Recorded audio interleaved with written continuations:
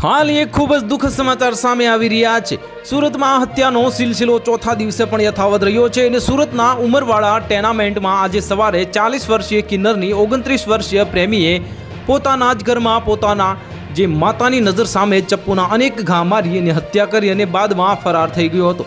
જો કે સલાબતપુરા પોલીસે તેની ઝડપે પાડી અને પૂછપરછ કરતા જાણવા મળ્યું હતું કે તેમની વચ્ચે છેલ્લા 13 વર્ષથી પ્રેમ હતો અને તેઓ સાથે જ રહેતા હતા। પણ પ્રેમી યુવાન છેલ્લા 2 મહિનામાં માતા સાથે રહેવા આવી જતા કિન્નરને ગમ્યું નહોતું અને તે અવારનવાર યુવાનના ઘરે આવી હતી અને પોલીસ સૂત્રો દ્વારા પ્રાપ્ત થતી વિગતો મુજબ સુરતના Umarpada tenement building room number 87માં છેલ્લા 2 મહિનાથી માતા મીનાબેન સાથે રહેતા કિશન પ્રવીણચંદ જેઠવાને 13 વર્ષથી કિન્નર સંજના કુંવર સાથે પ્રેમ સંબંધ હોય બંને સાથે જ રહેતા હતા।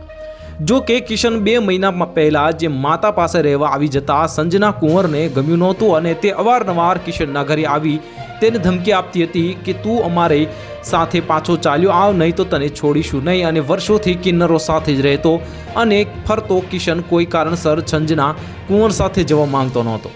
ગત રાત્રે 11:30 વાગે કિશન અને તેની માતા જમી પરિવારને સુવાની તૈયારી કરતા હતા અને ત્યાં સંજના કુંવર ઘરે આવતા કિશનની માતા નીચે પથારી કરી સૂઈ ગયા હતા, જ્યારે કિશન અને સંજના કુંવર પલંગ ઉપર સૂઈ ગયા હતા।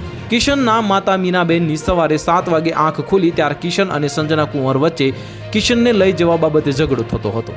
તો હાલ માટે આટલું જ, મળીશું નવી અપડેટ સાથે। જો તમને અમારા વિડીયો પસંદ આવતા હોય તો વિડીયોને લાઇક કરી દેજો, ચેનલને સબસ્ક્રાઇબ કરી બાજુમાં આવેલા બેલ આઇકનને દબાવી દો, જેથી તમને આવા સમાચારની અપડેટ મળતી રહે।